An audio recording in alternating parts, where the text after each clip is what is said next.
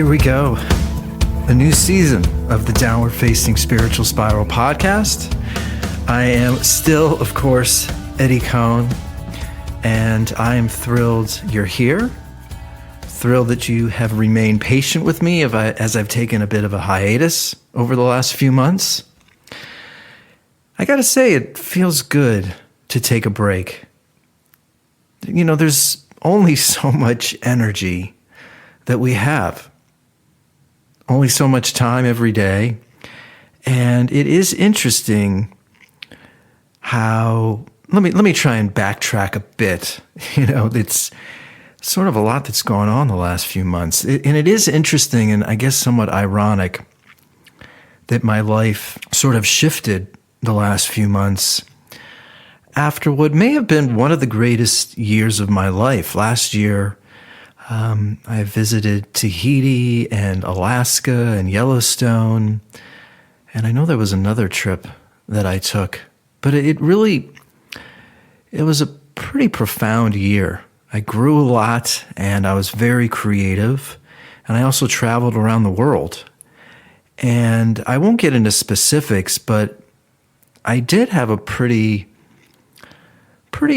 dramatic life event that happened a couple months ago. And it's funny how these events, it could be health, it could be relationships, it could be work related, it could be something life or death related that sort of happens out of nowhere. And yeah, we can sort of try and prepare ourselves for the worst. But even when we prepare, these occurrences can happen and they really can blindside you. And for me, it is sort of amazing how these experiences can happen and you go through this array of emotional experiences. At first shock and then anger, fear, loss. But it really hasn't been until the last few weeks where I've felt a little bit of a turn happening, and I feel a little bit more stable on my own 2 feet. And it really sort of takes your breath away. It sort of shocks you, and you know, we do what we can, as I said, to remain stable and try and stay the course, but as much as we try to, you know, stay prepared, you know, buy insurance or do what we can to, as I've mentioned a couple of times, prepare for the worst. When it does happen, when something traumatic happens, and I don't throw that word out lightly, it does feel like the word trauma has been thrown around ad nauseum over the last few years. But when something happens out of nowhere, it really sort of is a big time learning lesson. How are we going to respond? And, you know, admittedly, I responded in a state of shock. I was sad and shocked and upset and filled with rage, filled with anger. And, you know, I still feel those emotions because it's still raw. But I think that's probably why there's 2 reasons why I took a break from the podcast. That was reason number 1. I think when these events happen, you certainly prioritize. You know, recording a podcast is a luxury in a sort of strange way. You know, I'm not making any money from this, although I still want and dream of getting picked up by a podcast company, by a Sirius satellite radio. I do think what I have to say is valuable. I still have hopes and dreams. But until those dreams are met, this is a luxury item. And when one is trying to, you know, make ends meet or find, when life presents challenges that are more important than what to say or record on a podcast, the podcast has to sort of be put to the side. So that was sort of one reason why I pressed pause on the podcast. And the other reason, and I'm going to end the show with a new song that I released in January. I feel like maybe I released it already or shared it with you, but I'm going to play it again. I will record a couple, or I will present a couple new songs on another podcast, probably in the next 1 or 2 episodes. But I've also spent the last few months putting the finishing touches on a bunch of new music, and releasing videos. And boy, that certainly takes a lot of time. And it has been a really wonderful, joyful process putting this music out into the world. I do want to share one quick story. The first song that I released, Who or What I Was Before, which I'll put out, or which I'll play at the end of this episode, it somehow pinged the Spotify algorithm.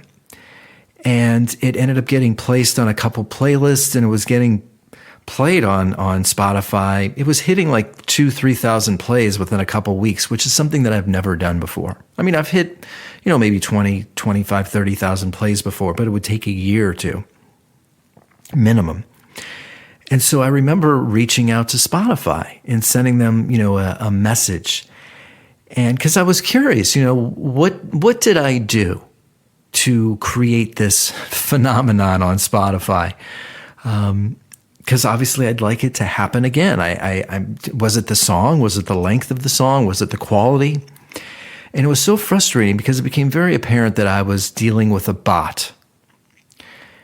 And I think that's what's so frustrating about this world that we live in, where technology and AI is at the forefront. It's, we want to find answers creatively. We want to know why culture potentially is responding to something. And I think as we're living in a world with so much tech and computers and AI, we might not have the answer. And I can see why when somebody puts something out on Instagram or Spotify and bam, it hits the algorithm and it takes off. I can see why people want to then release something else that is similar, because they think that, if that took off, then I should do that again. And I posted something on Instagram a few weeks ago wondering, how do these numbers impact our psyche? How do they impact what artists make next? Because I do think art isn't as authentic or personal if you are then worried about or trying to replicate something that hit on an algorithm.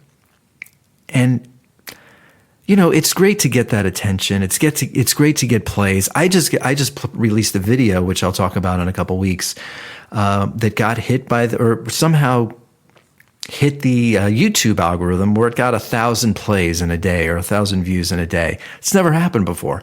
I'm not going to know why.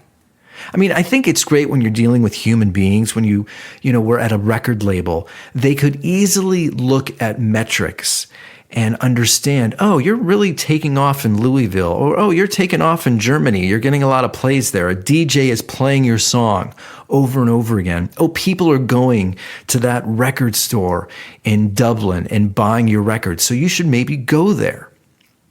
But when you're dealing with an algorithm, what about my video or my song took off that week? Yeah, I can see, in Italy I'm getting a lot of plays, but why? What are those people interested in? Do they want more Eddie Cohn? What about that song did Spotify find interesting? And I have no answer. And I could see why people chase the algorithm, and they could chase it for years. But I think I'm at this place now where I'm just going to keep trying to make great music. Trying to make music that I resonate with, try to get better at playing the guitar, trying to get better at production. And boy, I hope more people find out about my music. I'm getting reviews and more listens than ever, and I am confident that the music that I'm making right now is better than ever. I have fans and friends who are like, man, this stuff that you're making now is better than anything you've made before. So I'll keep going. I'll keep recording, keep singing. I've got more music coming out this year. But that's the other reason why I've taken a pause from the podcast. Personal stuff happening, and then also just music. Just been really in the midst of releasing more music that takes a lot of time. I'm also trying to start another creative project, which I don't have any stories to share around that. This season, I do want to talk about Baby Reindeer. It's a show that came out on Netflix. I want to talk about a song, Wave Goodbye, that I released, and then a more acoustic version that I released. I want to talk about the pluses and the minuses of revealing personal anecdotes or stories or emotional parts of your life on social media. Is that good? Is that bad? Is that healthy? And then I think this is the other point that I'll talk about today, and something that I've been struggling with. I have sort of realized, which is why I took a pause from the podcast, that there is an ongoing duality that happens all the time. And so much of our conflict and so much of the discourse culturally stems from this ongoing duality. And people want to take a side. My side or my stance for many years was social media and technology is destroying the world. And I guess over the last 4 or 5 months, I felt, how can I grow or change from that stance if that's what I publicly stated on my podcast? Like, my podcast is based on this idea that technology is destroying the world. But how can I, how can I come up with something new? Or how can I grow? Or how can I change if that is my stance? Because, I'm starting to believe that while that is true, at the same time, it's also true that technology is changing the world in beautiful and profound ways that are making our lives much more rewarding and fruitful and incredible. So, I look at Bill Maher and I listen to Bill Maher, and he talks about, I don't want this to be political, but he takes certain stances, and it's sort of like, how can you grow or change if your whole existence or if your brand or if your show is based on a particular point of view? And I think people have a hard time changing or shifting because maybe they've built an audience based on a particular point of view. And ultimately, how can you grow or change if that is what's happening? And I guess I don't want this podcast. I'm going to share stories about, my relationship with technology and sort of interesting things that have happened over the last maybe 6 months, a few months to 6 months. But I think I'm realizing that if you're critical or if you take this stance on a show towards something or a topic, it's really challenging to grow or change or sort of grow out of that point of view. And then I remember walking up to somebody maybe a few months ago, a friend that I haven't seen, and he was introducing me, and he said to this mutual friend, "Oh yeah, he's the podcast guy where he thinks that social media is ruining the world." Or I think he said something like, "That's your shtick." And I was sort of like, man, that can't, I don't want that to be a shtick. That's not what I'm trying to do. That's not what I was trying to do. I was, and I'm still trying to navigate the onslaught of technology in the world today. I realize every day that people are glued and addicted to their phones. I realize it's really hard to have face-to-face conversations with people because of their phones and because of technology. And that's really frustrating. I see what's happening to the music industry. I joined this Instagram Live where I shared my song. And this guy, this music coordinator, was literally, he couldn't listen to the song from the beginning to the end. He was fast forwarding. He was going to like different parts of the song. He said he was searching for like transitions, and he wanted to hear the ending, and he wanted to hear the middle. And I was thinking to myself, can't you like just listen to the frickin' song from the beginning to the end for 3.5 minutes? Is it too much to ask somebody to listen to a song for 3.5 minutes? As frustrating as that all is, I can't let that be a shtick. Like, I feel really passionately that technology is really warping and distorting people's attention spans and patience, and people don't listen. It's really frustrating. But at the same time, it can also be true that the technology is embellishing my life in a profound way. I can release a song on Spotify. I can record this podcast. I can make little videos. I can make music videos on my own at home. I can film videos. I can edit videos. I have access to all of these amazing tools. Now, it totally sucks that when I put a video out on Instagram that's 3 minutes long, I can see that the average watch time is 11 seconds. And that can be really frustrating. I can take that personally, but the ultimate reality, the ultimate truth here is that people's attention spans are warped. And it's a really hard place to live in. But all of these things are true at once. Technology is ruining attention spans, but it's also creating more beauty in this world than ever before. And I wonder how much of the world, how much of media, how many talk shows are based on people taking a side. But maybe the reality is that two things are true at once, and people have a hard time coming to terms with that truth. The two things are true at once. And instead of sort of listening to the other side or embracing the other side, people just want to dig their heels and talk more about their own perspective. And I guess I'm sort of coming to terms with that truth, that a lot of things are true at once. And I think instead of, digging your heels in and sharing your perspective, I think the world would be a lot more fruitful, a lot more productive if we listened and tried to embrace that other side of the story.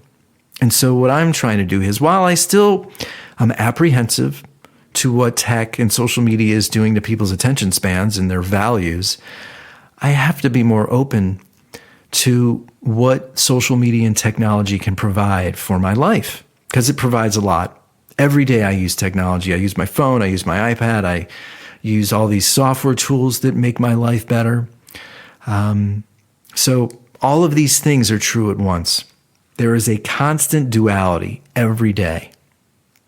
So I'm sort of trying to see how I want to navigate this podcast over the next 5 to 10 episodes this season of The Spiritual Spiral. You'll also see that I have a new photo. I went on a couple photo shoots the last few months to promote my record, and one of the photos I thought would make a great new cover photo for the podcast. So you'll probably notice that. But I felt, I'll probably post an episode about some health stuff happening too, and how again, there's this duality, even in the health industry.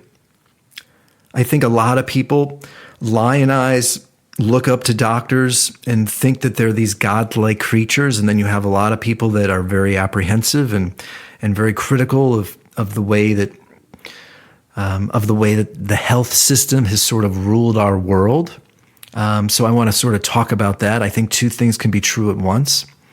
I think it's a little scary when the healthcare system really controls and manipulates the way people deal with their own bodies. And I think it's a bit corrupt and destructive when these systems are billion-dollar industries.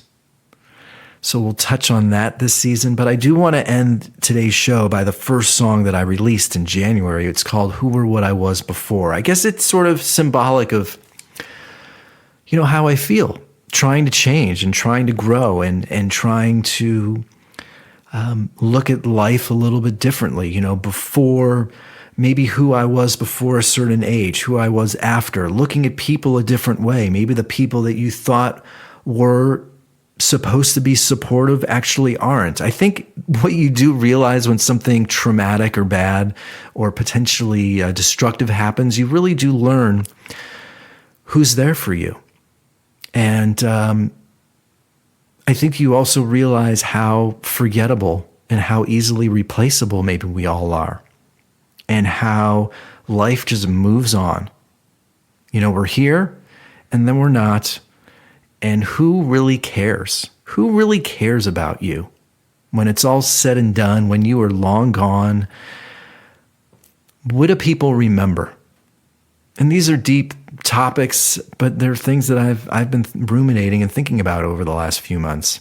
I've been spending more time with some close friends over the last few months, because I think I've realized that that's more important than just about anything. Spending time with your friends and laughing and just feeling good about the people that you're surrounded by, feeling a sense of love and belonging and joy and being productive and being creative. And that's, I guess, most important. And that's why, despite the fact that I've had a few things happen the last few months that have been challenging, I'm trying to spend time with friends and keep putting music out there, because those things bring a lot of joy in my life. So we'll leave it at that. I'm going to end the show with this new song, Who or What I Was Before. It came out in January.